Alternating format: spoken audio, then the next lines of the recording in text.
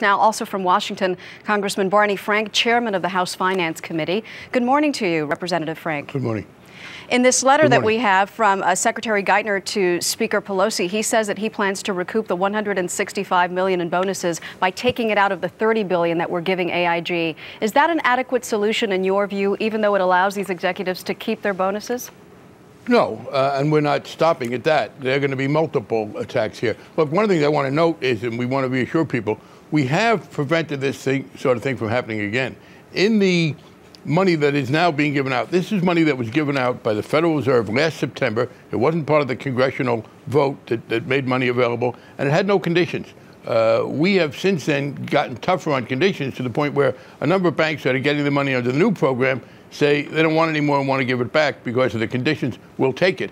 In this case, though, we are going to pursue them. There will be tax questions. I do not give up on the legal question. Look, Mr. Liddy said, you alluded to this in the open, that he had to pay these and he wanted to retain people. Well, when he gave that second reason, that leads me to believe that he may have had some discretion there. And the notion that you wanted to retain these people, some of them have already left. Frankly, I think we're better off with them having left. These are the people who made the mistakes. I don't want to retain them. And another thing, in addition to everything we can do... But they got to keep their bonuses when they left. $33.6 million for 52 people who left the company. Right, as I said, that obviously undercuts this argument that they were for retention. We are going to be pursuing the effort. Look, the federal government is a major owner of this company by the actions that the Federal Reserve and others took to put up the money. We're the owners. We're not just the regulators. I believe we have a right to say, as the people who in effect own the company, no, you didn't earn a bonus. Part of this, though, and as we go to get the money back from these individuals, it's a signal that we have to do what I've been trying to do, reform compensation in general. And I want to look at who made the decision to put into place. They say we're contractually obligated. Well, who signed those contracts on behalf of the company?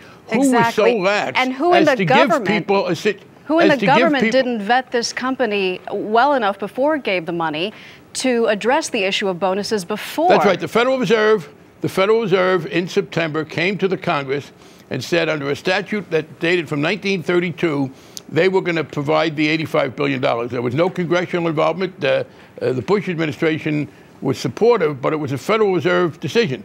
In what we have done since, we have put strict rules in. But this was we were not asked by the Federal Reserve. We weren't consulted. We were told they were going to put the money in. But it is part of a need for us to look at compensation structures in general. You have too much of this going on in the financial community in particular, where people get bonuses if things go well and pay no penalty if they go badly, so they take too much risk. So who's responsible here in government? You said the Federal Reserve did this. Is it Ben Bernanke? Is it Hank Paulson before him? Well, no, Hank Paulson has never been the head of the Federal Reserve. Hank Paulson was the Secretary of the Treasury. Oh, pardon me. The Federal Reserve...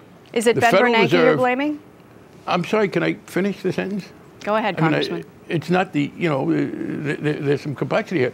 A statute was passed in 1932 during the Depression under Herbert Hoover, which gave the Federal Reserve the power to lend money to any entity in America it wanted to if it felt it was necessary.